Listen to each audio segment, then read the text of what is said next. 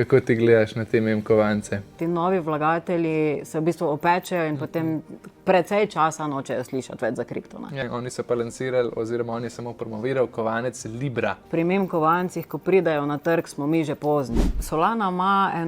Solana se je že pobrala po mnogo hujših pacih. Recimo v prejšnjem beru je izgubila 97% vrednosti, pa se je potem pobrala in naredila skoraj 4000% rast. So pa določene stvari, ki po mojem mnenju še niso vštete v ceno. To so pa ravno te pričakovane ali pa nepričakovane strateške rezerve. Pričakuješ, da bi se to lahko zgodilo že v kratkem, ali smo oddaljeni še nekaj let od tega? Ko se spomnim, kje smo bili, ko sem se začela s kriptom ukvarjati, pa do kam smo zdaj prišli, je se spremenilo ogromno, zato mislim, da tudi to ni več tako daleč. Recimo Bitcoin in še nekaj ostalih kovancev je nekaj naredilo, medtem ko alti so pa marsikateri še kar tam, ko so bili. Tako da z tega vidika se mogoče sploh še ni začelo, tako bi se moglo. Imaš zdaj svoje sredstva na Bybitu, pa pogledaš en dan, pa jih ni več. Kaj lahko naredimo, da se zavarujemo proti tem? Recimo ta Pi kriptovaluta je v bistvu kriptovaluta, ki se jo je dalo rudariti na telefonu. Njihov slogan je bil: se nimate kaj za zgubiti. Kar se pa tiče njegove vrednosti v prihodnosti. Kaj lahko pričakujemo zdaj do konca leta 2025? Lepo pozdravljeni v novi epizodi Incrementum podcasta. Moje ime je Nace Ajtnik in danes v studiu gostim Doris Neno Vrečko. Na družbenih omrežjih poznana pod imenom Kripto z mano. Doris, pozdravljena. Zdravo. Doris na svojih kanalih Slovencev zavešča in izobražuje o kriptovalutah. Njen cilj je približati svet kriptovalut širši javnosti in razbliniti morebitne strahove oziroma napačne predstave, da kripto ne bo več bav. Prav tako redno poroča o aktualnem dogajanju na kriptotrgu, kar so pokomentirala tudi danes. Vabljeni k poslušanju. Doris, lepo pozdravljena. Zdravo. Me veseli, da sva se končno spoznala. Enako. Jaz moram reči sam, da že dolgo časa spremljam to Instagram profil, ker mi je zelo blizu, nekako zelo preprosto, ko sva pa malo po Instagramu, da zraven še pogledam in dobim najnovejše, najbolj aktualne novice, kaj se dogaja na kriptotrgu. Čeprav sam že v svoji službi konstantno cele dneve spremljam več portalov s kriptonovicami, ampak je pa res kdaj tako nekako kar sveže, da obiščem tvoj profil in dobim vse v parih stavkih res lepo razloženo, lepo tudi izgledano, urejeno in seveda pa v svojem jeziku. Tako da sem res vesel, da so se spoznala. Pa bi mogoče kar začela malo na začetku tvoje poti s kriptovalutami. Kdaj si ti prvič slišala za te kriptovalute? Je bil to kakšen pogovor? So ti to kolegi predstavili, članek na internetu? Moja kriptopot se je v bistvu začela že precej zgodaj. Ampak če začnem čisto na začetku, se je začelo vse skupaj s tem, ko sem prišla v svet delnic. Najprej se je tako začelo. To se je pa začelo v bistvu tam nekje leta 2011, ko so bile pri nas še hude posledice nekak te finančne krize leta 2008. In jaz takrat kot sveža diplomantka brez izkušenj nisem dobila službe.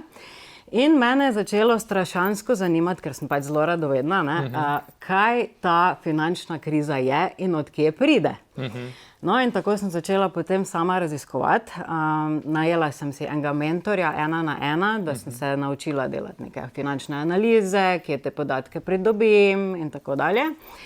In takrat nekje sem že jaz prvič slišala za Bitcoin. Okay.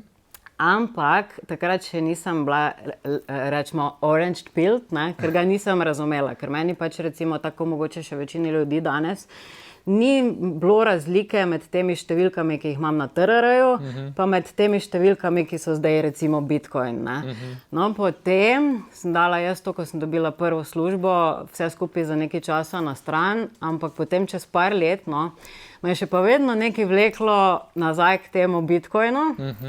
In potem sem se malo vrnila, nekje malo pred korono oziroma v času korone je to bilo, in sem začela to raziskovati. In potem sem si v bistvu najprej plačala nekaj tečajev.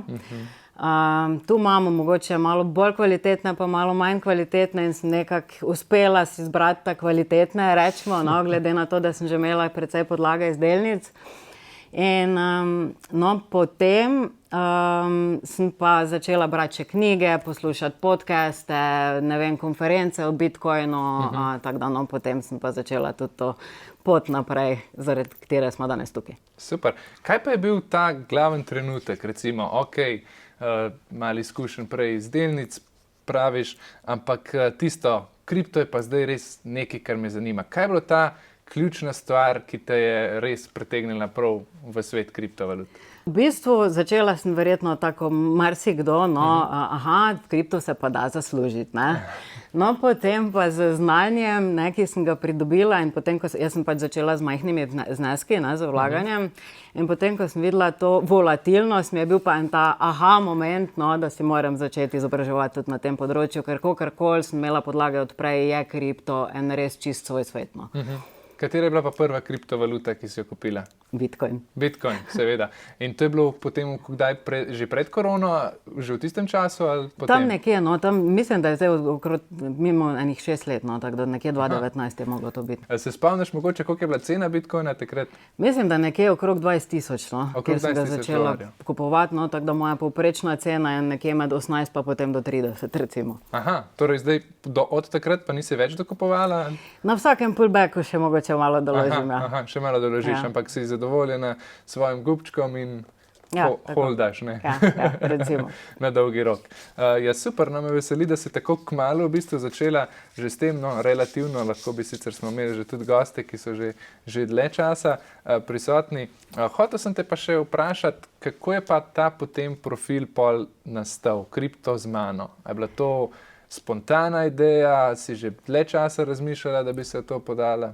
Ne, to je bilo pa čisto spontano. V bistvu mene je začelo ogromno ljudi malo spraševati o nekih informacijah, in sem ugotovila, da to ljudi nekako zanima, tematika. Kljub temu, da je še vedno tabu, je marsikomu zanimivo. In potem sem jaz začela spremljati ogromno tudi tujih profilov na Instagramu in sem rekla, mogoče pa v slovenščini še tega manjka. Pa bom odprla en profil in začnem jaz tipkati po telefonu, napišem kripto, pač da bi bila že z začetka jasna tematika.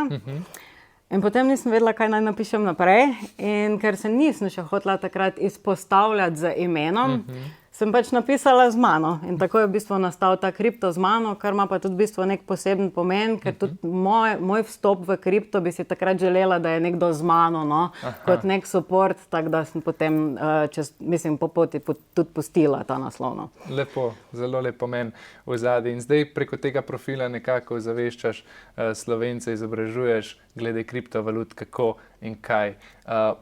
Kaj so pa rekli ljudje, recimo, ali pa tvoji kolegi, ali pa tisti, ki so te poznali, ko so videli, da si prvi začela s tem, ko si odprla ta profil kriptovalute? Je bilo kakšna mešana mnenja, ali so te takoj podprli? V bistvu sem imela dosti pozitivno podporo. Še vedno so eni malo skeptični in daj bodi previdna, ne, ni panike, se vem, kaj delam. Ampak je bilo dosti pozitivne podpore, čeprav so res redki vedeli za ta profil, ker sem ga šele v bistvu pred kratkim delila tudi na svojem osebnem profilu. Tako da tisti, ki so konstantno v stiku z mano, so vedeli, ostali pa ne. So pa pred kratkim zvedeli. Super. Prej sem menila, da si veliko tečajev obiskala. Kaj se ti je pa zdelo od teh tečajev najbolj ključne informacije, ki si jih izvedla, glede Bitcoina ali pa glede kriptovalut nasploh? So bili to te tečaji bolj za trading, bolj neko splošno izobraževanje? Kaj te je najbolj zanimalo glede kriptovalut? V bistvu ni bilo toliko tehnično, recimo kakšna tehnična analiza, v bistvu malo smo govorili o svečkah, kaj to je, ampak to sem že jaz itak prepoznala. Bolj je bilo to, da so mi dali neko samozavest, tehnologija, ki je zadaj in kaj sploh ta Bitcoin je, in kako recimo preveriti druge projekte, kje iskati informacije, na kaj biti pozoren. To je bilo nekaj tisto, kar sem iskala, to neko varnost, da ti nekdo, ki je v tem svetu že dlje, da neko bližnico, kjer so mogoče malo bolj varne borze, kjerih se izogibati, kateri projekti so za preveriti še naprej, ker vsak mora sam vedeti, v kaj vloži, česa se izogibati, kaj paziti prevare, ker jih je v kriptosvetu ogromno in tako naprej. Ja, seveda. Prej si mi omenila, da imaš tudi white paper od Bitcoina doma na steni obešen. Kaj pa te je tako pritegnilo k temu blockchainu specifično? Zakaj ta tehnologija? Kaj te tako fascinira tukaj? Zdaj, če preprosto povem, meni je res fascinantno to, ker ipak smo v digitalnem svetu. In to, da se nečesa v digitalnem svetu ne da ponarejati, ne da kopirati, ker vemo, da drugače sliko, pesem, film skopiraš takoj. In to, da dejansko funkcionira to, ker če jaz recimo tebi pošljem sliko z telefona, ne, še meni vedno ostane kopija. In zato imamo tudi recimo v finančnem svetu banke, da one preverijo, če imam jaz ta sredstva, da jih potem lahko digitalno pošljem tebi. Ne. Pri Bitcoinu pa funkcionira to samo z udeleženci v omrežju. Ne? In to je meni tako fascinantno, da meni ta kopija potem ne ostane več in da tega nihče ne kontrolira in da to dejansko funkcionira. To je meni pač res čudež. Ti je všeč torej ta decentralizacija, da imajo ljudje svoja sredstva v svojih rokah, ne? In da ni zdaj tukaj nekega centralnega objekta, ki bi to nadziral. No, tudi rekla si, da si prvič vstopila po tisti finančni krizi. Recimo se ti zdi potem to neka rešitev mogoče za prihodnost, kot nek nadomestilo mogoče finančnega sistema, ali pa tudi na tak način gledaš Bitcoin ali bolj nad neko sredstvo? V bistvu ne bi se spuščala tako daleč, da bi rekla nadomestilo, ampak je pa res, da pa Bitcoin vztrajno postaja del finančnega sistema, ne, vedno bolj, in da bo sigurno nekako soobstajal v prihodnosti v našem finančnem sistemu. No. Vstopati so začele institucije, Američani razmišljajo o strateških rezervah v Bitcoinu, tako da ja, tu mislim, da ni več poti nazaj. No, in da, ja. Ti si bolj Bitcoin maksimalistka ali gledaš na blockchain kot tudi potencialen za altcoine, za ostale projekte? Ja, v bistvu tako je. No. Večina mojega portfelja je v Bitcoinu. Ampak nisem pa zdaj čist maksi. Mislim, ja, dolgoročno gledano je res Bitcoin tisto eno in edino, v katero res 100% verjamem.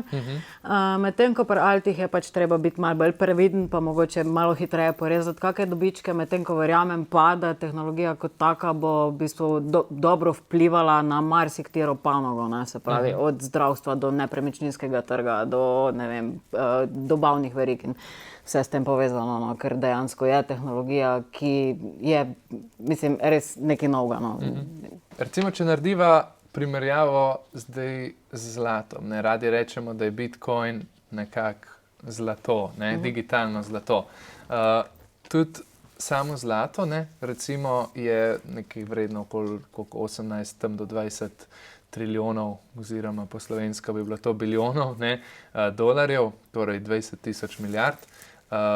Ampak kljub temu zlato je nekako vzdrževalec vrednosti, ne? Ni pa toliko poraben. Ne? In recimo Bitcoin je sicer vzdrževalec vrednosti, je tisti prvi, je tisti oče blockchaina, ne? Vzdrževalec vrednosti prav tako, ne? Ampak neke uporabne vrednosti, razen kot sama valuta, ne, pa nima. Blockchain tehnologija, to je pa recimo bolj podobna delnicam. Ne. Tako da ostali projekti pa rešujejo neke dejanske probleme, tako kot si rekla, v raznih industrijah. Tako da je zanimivo, ne, da kljub temu, da ta dva podobna si sredstva, ne, imata nekako tisto večinski delež trga, ker recimo trg srebra je precej manjši, ne, pa se srebro veliko bolj koristi v vsakdanjem življenju, ne, pa v industriji.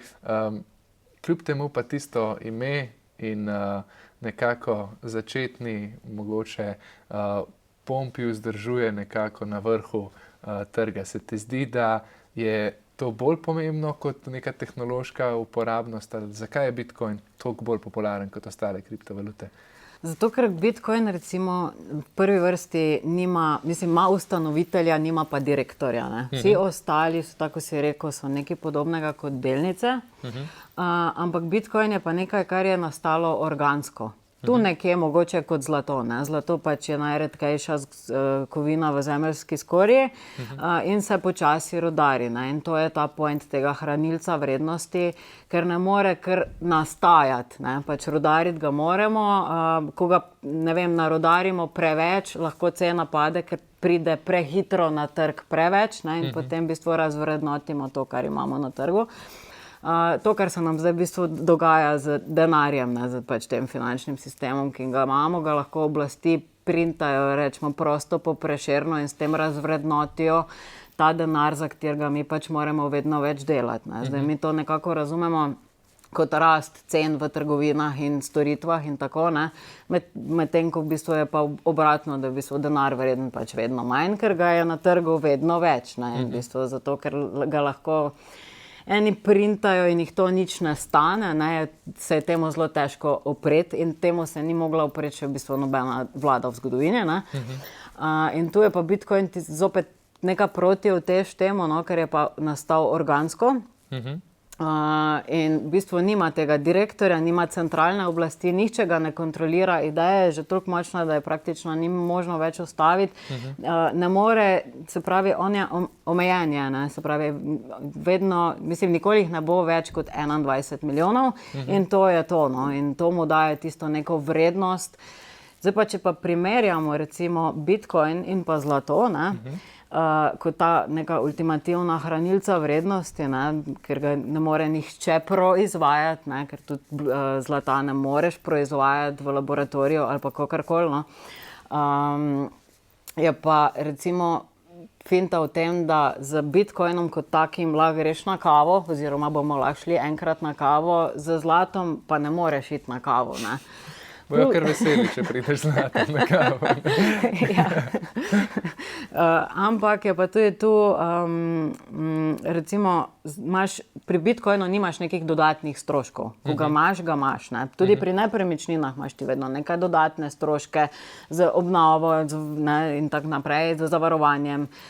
Tudi pri Bitcoinu, mislim, pri zlatu, no, imaš, se pravi, te stroške hrambe, ne, in tako naprej. In v bistvu to ti vse nekako čez leta požira donose, ne. Pri Bitcoinu pa tega ni.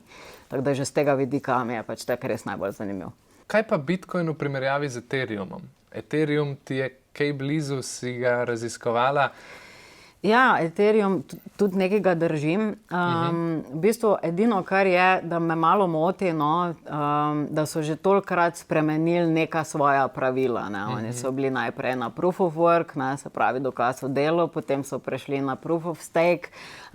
Ne, recimo pri Bitcoinu so pa pravila skozi enaka. Ne. Se nič ne spreminjajo in z tega vidika ne moremo glih primerjati teh dveh med sabo. Je pa res, da Ethereum je pa pač ena taka podlaga, da se gradijo gor projekti, tako da mu pa to daje pa dodatno vrednost. Še eno vprašanje imam glede decentralizacije. Zakaj je to v kriptosvetu tako pomembno? Zakaj ta decentralizacija ima tako ime med kriptoskupnostjo? Zakaj je to tak velik del kriptovalut? Vsi sistemi, kar smo jih poznali, kadarkoli, vedno je bila neka centralna enota v zadnji. Vedno je bilo nekdo, ki je glavni, ki je šef, ki mu moramo zaupati, če hočemo, da ta sistem deluje. Zakaj je ta decentralizacija tako pomembna? Jaz se v bistvu glih v tem je problem, ne, da moramo nekomu zaupati. Ne. Pri decentraliziranem sistemu pa to zaupanje ni potrebno. V bistvu, vsi skrbimo za to, da je fair, ne. Vsi uporabniki omrežja in nihče nima te moči, da bi karkoli spreminjal. Pač ne more se nekdo odločiti, da bo nekaj spremenil, ker pač ostali tega ne bojo pustili. Ne. In je v bistvu edino, kar je fair, da imamo vsi nekako svojo besedo, ali kako naj povem. Rad bi te še vprašal glede malo izobraževanja Slovencev. Na kakšnem nivoju se ti zdi, da je recimo trenutna povprečna izobraženost recimo povprečnega Slovenca glede kriptovalut? V bistvu mogoče lahko začnemo sploh za finančno pismenostjo, ne, ki se mi zdi, da je v Sloveniji zelo na nizkem nivoju, no, oziroma v bistvu povprečna populacija po moje ne ve dovolj, kar bi mogla vedeti, da bi učinkovito upravljala svoje sredstva, ne, že recimo samo domače finance, ne, da se zavedamo, koliko imamo priliva, koliko imamo odliva. No, potem pa, če pridemo pa o izobraženosti v kriptu, pa sploh ne, no. V bistvu je zelo ogromno prisotnega strahu. Če že so mogoče fantje malo bolj pogumni v tem svetu, ne, so že prišli do malo dlje z izobraževanjem, medtem ko punce, se mi pa zdi, da so tu še res malo bolj skeptične. No. Ampak zdaj imamo kar nekaj obrazov, no, tudi za punce, ne, recimo naša Katarina Matejčič, ki tudi kdaj vodi Incrementum podcast, zdaj izobražuje specifično prav za dekleta in tudi ti, ne vem, ali se kaj specifično ukvarjaš z izobraževanjem prav žensk? V bistvu imam jaz, moja ciljna publika so začetniki, vsi, ne glede na spol. Je pa res, da je pa profil več ali manj obarvan roza in da so iz tega vidika mogoče malo bolj punce. V bistvu imam večji delež ženskih sledilk. No. A res? To je pa zelo zanimivo. No? No, sem kar vesel, da imamo tudi take obraze, kot si ti in Katarina Matejčič, ker je res ponavadi so bolj fante zainteresirani za te dolgočasne finance pa kriptovalute, ampak hvala Bogu, da zdaj tudi ženske stopajo v ta sektor. Ker je pa res, ne, tudi da Slovenci imamo radi kar svoje sredstva na bankah, ne več kot 25 milijard, mislim, da zdaj imamo trenutno na bankah ostalih produktov, ne, niti toliko ne poznamo. Zdaj v zadnjih letih imamo neke poskuse z ljudskimi obveznicami, recimo strani države, da vsaj malo napreduje to finančno opismenjevanje, tudi nekaj skladov, kdaj slišim, zavarovanje niti ni več tako popularno, da bi rekel, kaj se ti zdi, da recimo manjka Slovencem, da bi lahko bolj pogumno vstopili recimo na kriptotrge, pa nasploh na delniške trge. Česa nam manjka recimo v Sloveniji, zakaj ta izobraženost na tak nizkem nivoju? Ne vem, recimo ena stvar je, da nas tega ne učijo v šolah, niti v finančni pismenosti, še najmanj pa v kriptovalutah. Jaz res upam, da se bo to v prihodnosti spremenilo. Ampak ja, definitivno pa manjka znanja, ne, in to je ena velika napaka, ki jo potem ljudje počnejo, da se brez, da bi karkoli vložili najprej v znanje, spustijo ali v trgovanje ali pa v investiranje. Ne. Sploh recimo trgovanje je recimo v kriptu, ne. Zdaj, če malo karikiram, tako da bi nekdo, ki ne zna avta voziti, šel dirkat za bolidom Formule 1. Pač ne bo šlo, ne.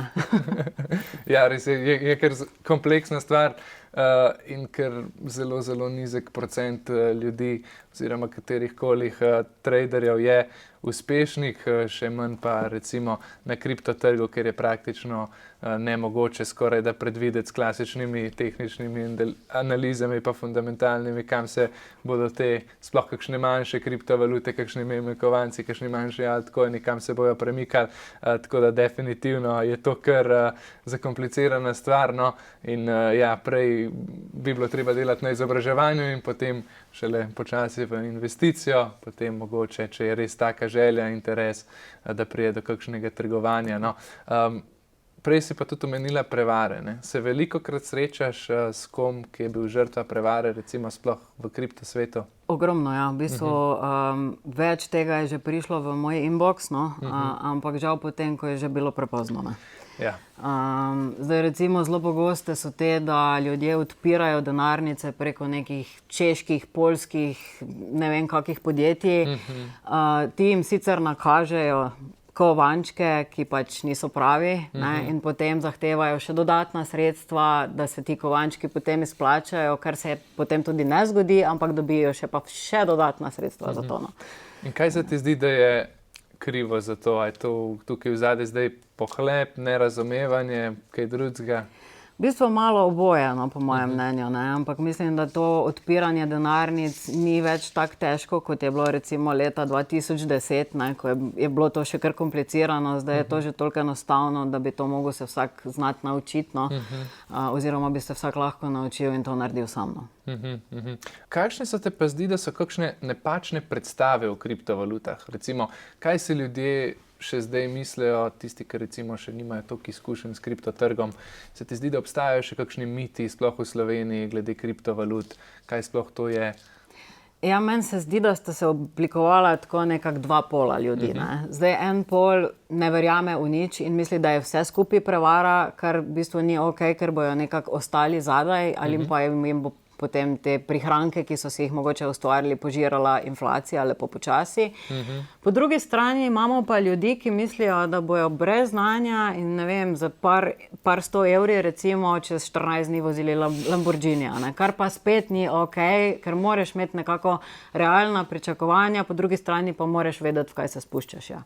Tako, je še vseeno je to nek resen finančni razred, konc koncev, sploh v zadnjih letih je to dokazal z velikimi institucijami, ki so zainteresirane sploh za Bitcoin, no pa tudi za ostale kovance, ki oblikujejo recimo to tehnologijo blockchaina. Tako da mislim, da z leti se bo to spremenilo, smo pa še vedno na začetku. Po eni strani je to škoda, ne? Po drugi strani pa zaradi tega imamo toliko večje priložnosti, ne? Zaenkrat še na tem trgu. Kaj se pa tebi zdi, da so neki glavni napotki recimo za pa uspeh na kriptotrgu? Pa ne bo to ali finančen, ali da imaš nekaj od te tehnologije, za nek dolgoročen uspeh. Kaj bi recimo svetovala nekomu, ki se spogleduje zdaj z vstopom na kriptotrg, pa še nima dosti izkušenj? Najprej naj se izobrazi, to je prvo, potem naj začne mogoče z majhnimi zneski, pa potem vidi, kaj se mu bo dogajalo, no, v bistvu, ker tu so čustva tudi en velik del vsega in glede na to volatilnost je treba najprej osvojiti, da nekako ne delaš potem ravno kontra kot to, kar bi mogel narediti. Ne. Absolutno, obvladovanje čustev je ena glavnih stvari na finančnih trgih in na kriptotrgu se to še hitreje dogaja, do tega bova tudi še prišla, ampak tvoj nasvet recimo za obvladovanje čustev, ko nekdo vstopi na kriptotrg, zato ker je slišal ali kolega ali v gostilni trenutno, da Bitcoin pa raste in seveda ne, to je ponovadi v tisti euforiji, vstopijo, zgodi se ta padec ali pa kadarkoli recimo, da je 2-3 mesece že prisoten, pa se zgodi korekcija, kot je na kriptotrgu nekaj čisto povsem vsakdanjega za tisti, ki smo navajeni, niti ne pogledamo več portfelja, ne? Ampak za večino pa žal ni tako, ne? Tudi prvič, če se spomnim, ko sem investiral, pa se je že v parih dneh kar drastično spremenil, seveda navzdol, ne? Stanje te kar stisne pri srčku, ne? In takrat je treba zadihati. Kaj so tvoji napotki za obvladovanje čustev? Kako se s tem soočijo?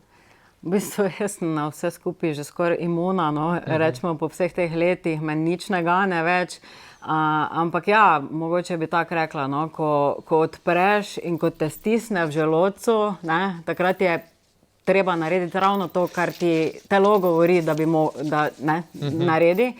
Se pravi, ko pada, je treba dokupovati, ko pa raste, pa je treba prodajati. Medtem ko začetniki pa delajo ravno obratno in v bistvu kupujejo, ko raste in prodajajo, ko pada. Ne? In tako so pač vedno v zgubi. Tako da, to bi svetovala, da najprej osvojijo z majhnimi zneski, da vidijo, kako je to treba krmariti po tem svetu in potem lahko nadaljujejo z večjimi vložki. Res je tako, ne? In recimo zdaj, če še podava se na trenutno stanje na kriptotrgu, ne?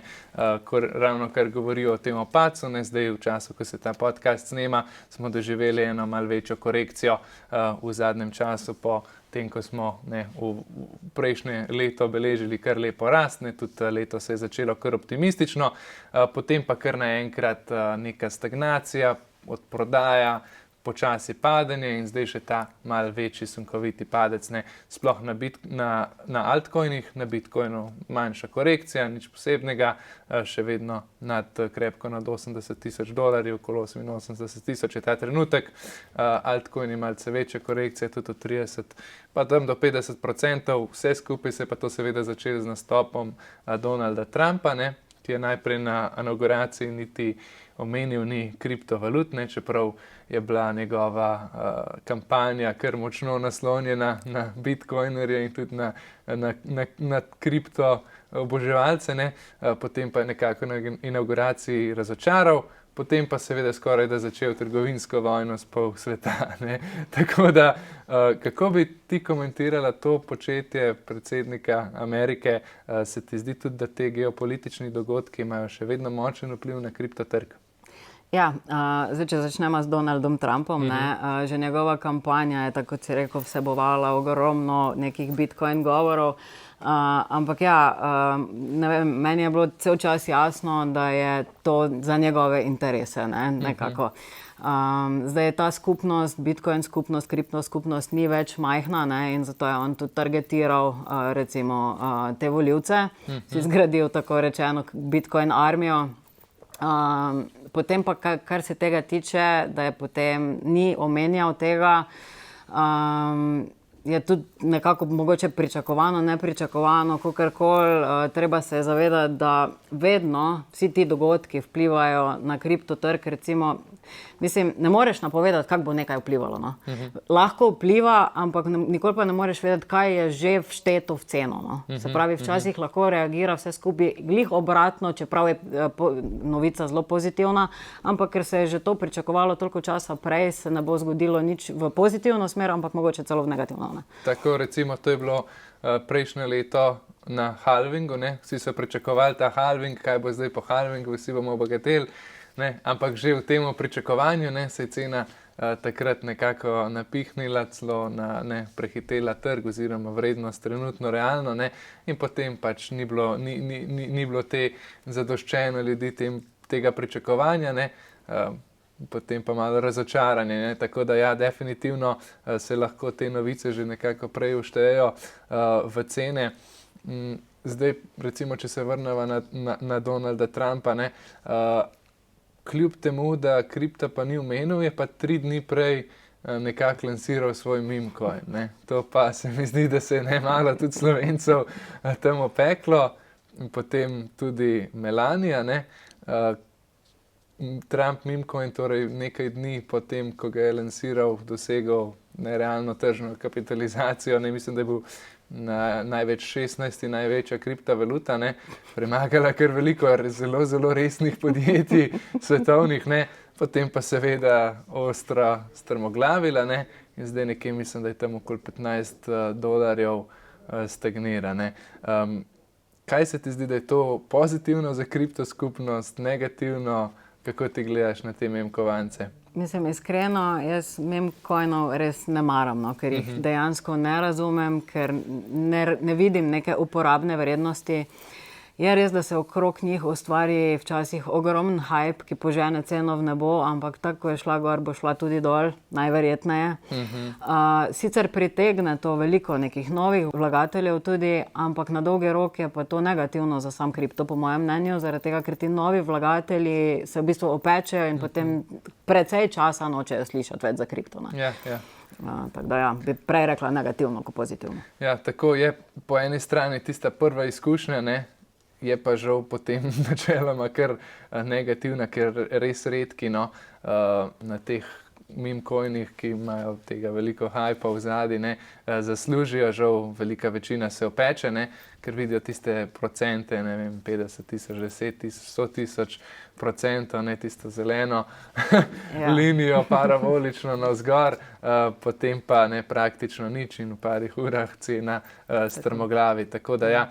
Po drugi strani, no, mi je bilo pa zelo zanimivo, kolega Aleš je že na prejšnjem podcastu rekel, da ja, po eni strani meme kovanci tudi meni niso najbolj pri srcu, no, ampak je pa to zdaj v bistvu prvi predsednik in to celo Amerike, ne, ki je pa ena zelo, zelo velika država, ki pa je nekako lansiral svoj lasten kovanec in to še vseeno ni hec, ne, tudi naštimal je v bistvu administracijo, ki je zelo, zelo pro kripto, ne, imamo zdaj v bistvu na ključnih pozicijah zelo pro-kripto ljudi, ne, recimo predsednik Seka, novi kriptomama, tudi Cynthia Loomis, v glavnem zelo, zelo pro-kripto administracija, kar bi pa lahko pomenilo, ne, da se nekako naslednjim leto, 4 letih lahko v Ameriki preobrat naredi, ne. Kaj misliš na to? Bo to pozitivno za kriptotrg? To pa je možno, ja. No, v bistvu, recimo, ko govorimo o teh meme kovancih, se tudi sama včasih kupim kakšnega. Če bo, če ne bo, ne bo, ampak s tem zavedanjem, ne, se pravi, tako da bi šla, ne vem, v kino, na večerjo, karkoli, ne, za nek manjši denar, ki ga lahko pozabim, tega ne gledam par let, ja, okej, ne, na tak način potem lahko. No, tudi smo imeli potem 14. februarja, pa se je argentinski predsednik odločil za eno zanimivo potezo, no, in ne, oni so pa lansirali, oziroma on je samo promoviral kovanec Libra, ki naj bi pa pomagal pri razvoju argentinske ekonomije, ne. Zdaj ta predsednik je bil kar zelo popularen, no. Zdaj ne vem čist kakšno je njegovo trenutno stanje po tem fiasku, no. Ta kovanec je nekako dosegel tam okoli, mislim, da slabih 5 milijard tržne kapitalizacije, potem pa seveda strmoglavil Milei, ne, predsednik, se je pa potem hitro umil roke in rekel, da ni podpiral tega kovanca. Ne. To je spet ena kar negativna poteza. Ne. Zdaj, ko vsaka slavna oseba, kar naenkrat prepoznavna oseba naredi svoj meme coin, ni najboljše, ne? Tebi se tudi tako zdi. Tako, se strinjam. Si spremljala to dogajanje v Argentini? Sem spremljala, ja. V bistvu on je rekel, da ni promoviral, da je samo delil, da je zaupal razvijalcem tega projekta, ampak da se pač ni odvilo po načrtih. Zdaj, kaj se je v resnici zgodilo, tudi verjetno nikoli ne bomo vedeli, ali je to naredil v dobri veri ali ne, ne vemo. Ampak ja, dejstvo pa je, da meme kovanec lahko ustvariš v nekaj minutah, kdorkoli ga lahko ustvari. Zdaj, če imaš zadnji dober marketing, ga lahko dobro spromoviraš, ne? In moramo se zavedati, da pri meme kovancih, ko pridajo na trg, smo mi že pozni. In iz tega vidika pač je treba biti tukaj zelo previden. Ja, res je tako, ne tistih 5000, mislim, da dolarjev oziroma evrov potrebuješ in lahko praktično narediš svoj kovanec, kdorkoli, ne. Pokupijo seveda ga boti na začetku, tako da, ko ga razdeliš na blockchain, potem pa se bilo kaj lahko dogaja, ne. Si imela mogoče ti kdaj izkušnje s temi meme coini? Kdaj tebi mogoče kdo ponudil priložnost, da bi promovirala njihov shitcoin, ali pa poznaš kakšen primer v Sloveniji? Nekaj slovenskih primerov je, meni se še to ni zgodilo, no, pa se tudi v tujini, ko gledamo recimo te influencerje, ki promovirajo neke kovance, se moramo zavedati, da oni verjetno so jih dobili zastonj ali pa so dobili za to neko hudo plačilo, da to promovirajo, ker v bistvu si s tem delajo tudi slabo ime na dolgi rok, no, tako da verjetno morajo biti za to hudo dobro plačani. Zdaj tudi Solana, ne, na kateri načeloma se nahajajo vsi te rug pulli, pump and dumpi, meme coini, ni da ni, je dobila kar močen udarec po ceni, ne. V bistvu prejšnje leto je bilo neko zlato obdobje Solane, ne, kjer je zrasla res iz enih številčnic na kar 3, ne, tako da res lepo obdobje. Zdaj pa počasi padla okoli 50%, ne, v zadnjih tednih, mesecih. Kako se ti zdi, da bo to nekako dolgoročno vplivalo na Solano? Se ti zdi, da še vseeno Solana ima potencial biti nek velik layer 1 projekt ali ne? Solana Solana se je že pobrala po mnogo hujših padcih, ne. Recimo v prejšnjem bearu je izgubila, ne vem, 97% vrednosti, ne, pa se je potem pobrala, naredila skoraj 4000% rast. To je res, ja. Ampak ja, bi bilo pa verjetno dobrodošlo, da bi se malo omejili pa oddaljili od teh pump and dumpov, no, pa malo omejili, kaj bo na njihovem blockchainu zgrajeno, no. Tudi Vitalik Buterin, ne, je komentiral recimo, da takrat, ko je začela Solana to svojo rast, ne, da se je ekipa v Solani prečiščila in zdaj tudi on zaupa temu projektu in nekako je spodbudil takrat tisto njihovo zlato rast. Zdaj pred kratkim pa je komentiral, da kdaj tudi on prav zaradi te mentalitete, da si ljudje želijo kazino nekako na kripto, tudi na Ethereumu, ne, da si želijo ta kazino varianto, hitre dobičke in to, da tudi on kdaj izgubi zaupanje, ne, zaradi tega.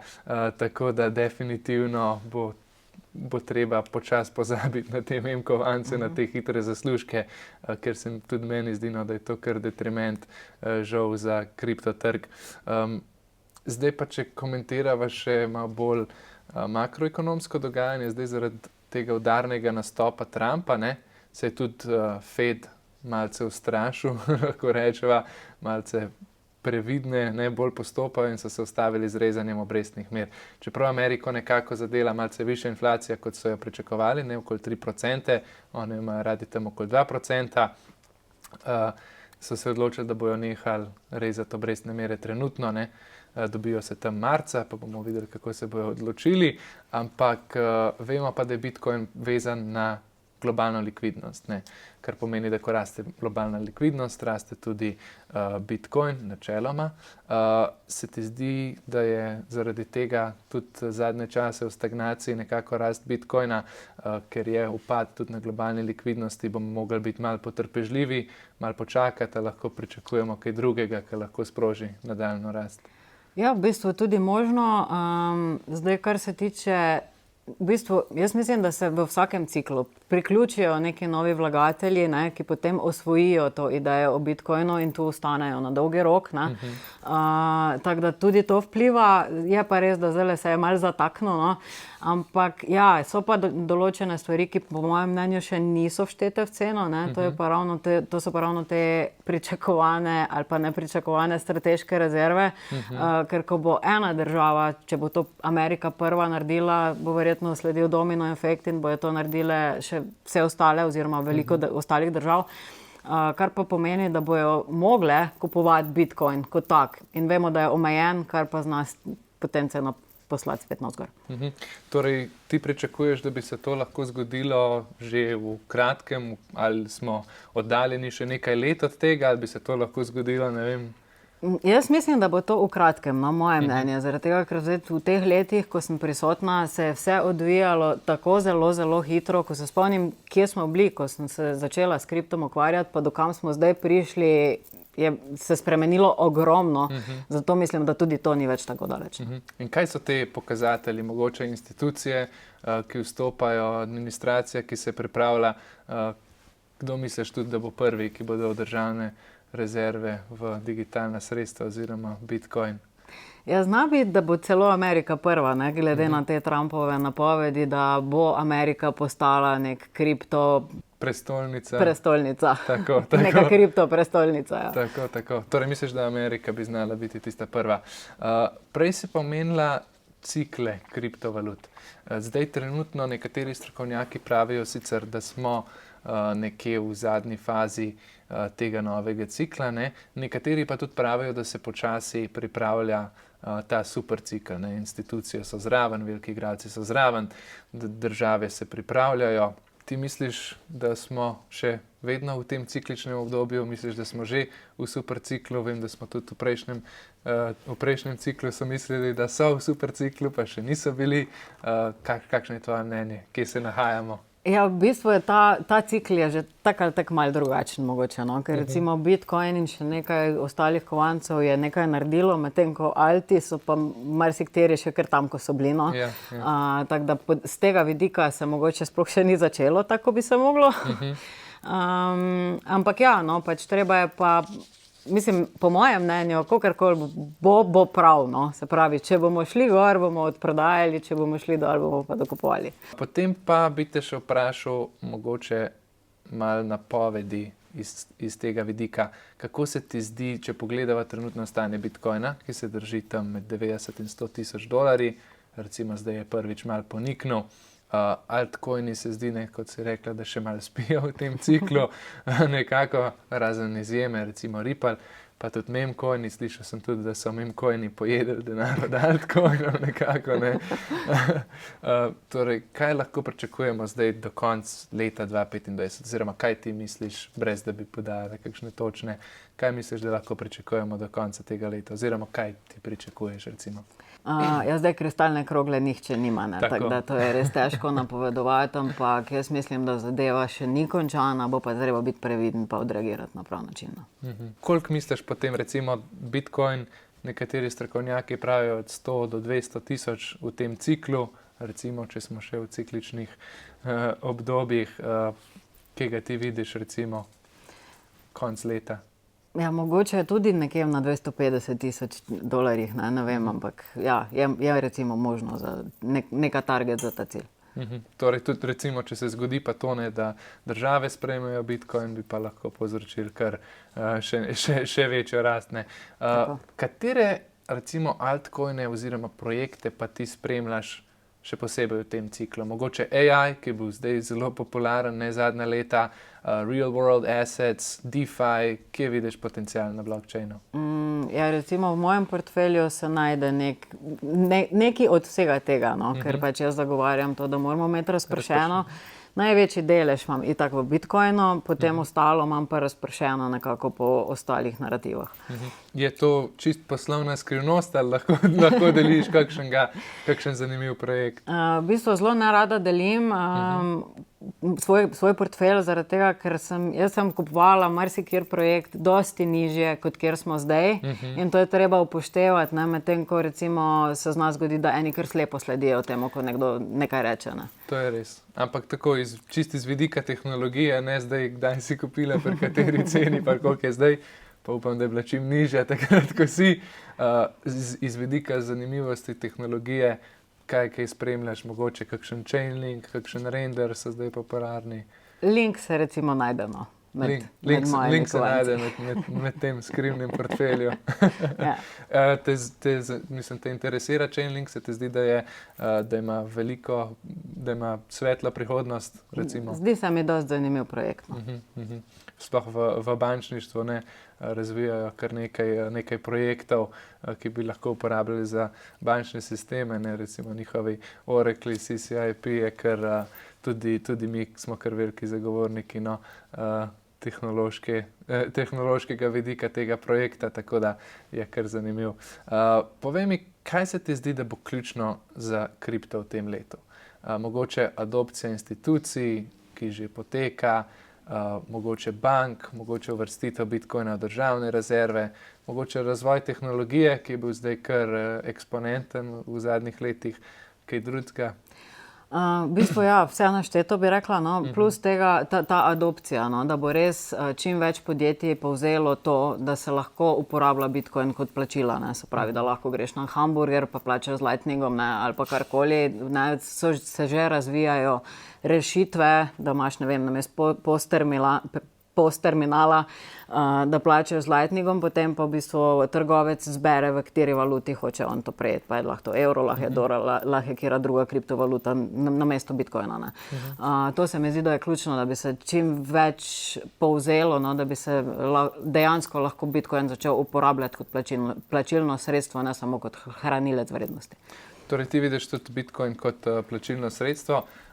Mogoče tvoj pogled potem na stabilne kovance, ne, ki so še vseeno bolj se ne premikajo tako kot Bitcoin, ne, čeprav super zavaruje proti inflaciji, ne Bitcoin, ampak mogoče recimo v El Salvadorju so probavali, ne, z Bitcoinom, ampak žal ni bilo takega uspeha. Se ti zdi, da to ne bo problem, ta volatilnost Bitcoina pri recimo uporabljanju kot plačilnega sistema? Zaradi tega sem prej govorila o tem, ne, o teh rešitvah, da ti plačaš z Bitcoinom, trgovec pa izbere, v čem bo lahko prejel. Ne. Se pravi, lahko prejme tudi v evro plačilo. Ne. Se pravi, potem to problematiko rešimo. Ne. Se pravi, vsak zbere svoje. Ok, na tak način, torej te hitre transakcije. V seriji zdaj teh negativnih novic na kriptotrgu smo tudi doživeli, žal zdaj pred kratkim, največji vdor vseh časov. In sicer v Bybit, eno večjih kriptoborz na svetu, ne. Domnevno ne bi severnokorejski hekerji ukradli kar okoli 1,5 milijarde dolarjev vrednosti v etru, sicer ne. Preiskave sicer se še potekajo, ampak pravijo, da ne bi Bybit imel dovolj premoženja, da krije sredstva svojih strank. Ne bi bili pa oni ena bolj zaupanja vrednih platform, ne. Bybit ima kar lep pogled, ampak so bili še vseeno žrtev tako velikega napada, ne. Dobesedno največjega hekerskega vdora vseh časov. Kaj lahko mali vlagatelji storijo, da se jim to ne zgodi, čeprav oni pravijo, da so zavarovali svoje, ne, ampak da imaš zdaj svoje sredstva na Bybitu, pa pogledaš en dan, pa jih ni več, ne. Kaj lahko naredimo, da se zavarujemo proti tem? Ja, v bistvu za zavarovanje sredstev malih vlagateljev je najbolje, da jih imajo pač na hladni hrambi, se pravi na zavarovane s svojimi ključi, do katerih pač potem nihče ne more, samo oni. To je tako podobno, kot da bi imeli denar doma v okno, ne na banki, ker tudi recimo, če imaš denar na banki, pa banka propade, se ti pač malo zakomplicirajo stvari, rečemo, ne. Ali pa recimo, da imajo razpršeno na več borz, se pravi, da pač po manjših zneskih, ne, da tudi če se z eno karkoli negativnega zgodi, da niso ob vse. Ne. Če imaš pa vse na eni centralizirani borzi, pa res mogoče ni priporočljivo. Čeprav kar se Bybita tiče, ne, kljub temu, da je malo kisla situacija, so v bistvu presenetljivo dobro tole odpeljali. Ker če se iskreno vprašamo, koliko nekih institucij bi preživelo hack za 1,5 milijarde dolarjev, ne, so v bistvu to res dobro zapeljali, ne, sicer za posojili, ampak vse nekako poteka normalno. Vse pa mogoče malo zdaj šušlja, da je ta trenutni padec posledica tega, ker nekako morajo nekje ta sredstva nazaj dobiti, ne, in ja, mogoče so to zapeljali tudi na tak način, ampak. Ja, tako nekaj je bilo treba prodati, da se kaj drugega kupili, ne, tako da definitivno sigurno imeli kakšen efekt na trg, no. No, ampak glede tega, kar si rekel, da je Bybit recimo zaupanja vredna platforma, ne, zdaj ni finta o tem, da bi kdorkoli mogel reči, da zdaj ni več zaupanja vredna, ker moramo vedeti, da tu je šlo za človeški faktor, ne, za človeško napako, ne. Oni so v bistvu prestavljali sredstva iz hladne hrambe na te vroče denarnice in pri tem imajo oni več podpisnikov, ne. In URL-je dobijo na mail in ti URL-ji so bili pač hackani, v bistvu poslani iz te safe platforme in so oni dejansko podpisovali transakcijo, ki pa niso vedeli, da bo šla potem na napačne roke, ne. Torej, tukaj ni bil problem v blockchainu, ampak v ljudeh še zaenkrat, ne. Ja, vedno hackerji napadejo tisto šibko točko, ki je, in zaenkrat smo to pač ljudje, ne. Morda bolj na pozitivno noto zdaj Pi Network oziroma Pi Network, to je pa zdaj kriptovaluta, na kateri so mnogi čakali, mislim, da več kot 6 let, končno vstopila na trg. Najprej cena sicer malo padla, ne? Tisti, ki so lahko, so prodali, saj so nekaj časa čakali na ta Pi Network. Misliš, da bo izpolnil ta pričakovanja, si spremljala to kriptovaluto, poznaš, kaj se tukaj dogaja, misliš, da je kaj potenciala v zadnje? V bistvu malo sem spremljala, no, če bom iskrena, tudi klikati sem pozabila, ampak mogoče zdaj, če kdo ne ve, ne, recimo ta Pi kriptovaluta je v bistvu kriptovaluta, ki se jo je dalo rudariti na telefonu, ampak s temi kovanci nisi mogel nič do pred kratkim, ko so prišli na borzo in se jih dejansko da prodati. Zdaj, kar se mene tiče, me je ta cena res presenetila, ker tako si rekel, ponavadi, kadar nekaj pride na borzo, začne cena najprej padati. Tu pa se je v bistvu celo okrepila, v bistvu je šla gor. Zdaj razlogov za to je lahko več. Recimo eni, ki so to rudarili, so menjali telefone, pa so pozabili potem te ključke in do teh svojih pijev niti več ne morejo. Nekateri imajo recimo zaklenjene, ne, ker jih pač lahko tudi zaklenješ, pa jih potem verjetno hitreje dobivaš ali kakorkoli. Tako da ja, zdaj, kar se pa tiče njegove vrednosti v prihodnosti, pa če ima potencial, ima precej močen community, to je očitno. To se mi zdi pozitivno, ampak drugače pa njegova cena bo precej odvisna od tega, koliko bo uporaben, tako da tukaj pa ne vem. Ne bi znala napovedati, no, kaj se bo zgodilo. Sicer ravno tukaj, ne, je vrednost tega Pija. Rudaril si lahko na telefonu, ne, sicer v zadnji ni bilo v resnici nobenega pravega rudarjenja, ne. Oni so kreirali nekako vrednost preko marketinga, ne, ti sistemi kliki nekako gledal te oglase in oni so potem ta denar nabrali, zdaj tudi nekaj pa ga dali na blockchain, ne. Seveda nekaterim so sredstva zaklenili, jih bojo mogli še malo počakati, nekateri so jih pa lahko že prodali. Recimo, največji plus tega Pija bi jaz rekel, da pa so kar veliko ljudi, mogoče ne hote, vpeljali na blockchain, ne. Torej, onboardali, prvič so jim dali vstop po nekakšnem zelo mehkem načinu, oziroma ne, njihov slogan je bil: se nimate kaj za zgubiti, ne. Tako, ker praktično nisi plačal, ne, da si lahko dobil te kovance, in zaenkrat kar uspešen projekt, no. Sicer v ozadju ni še nobene take, da bi rekel, močnega fundamenta. Je pa recimo to en velik plus, no, mislim, da so okoli 50 do 60 milijonov ljudi pripeljali na blockchain, posledično okoli 14 milijonov KYC-ja izpolnjenega, torej know your customer, torej nekih legitimnih recimo strank, tako da en velik plus recimo iz tega vidika je bil definitivno za Pi, ne.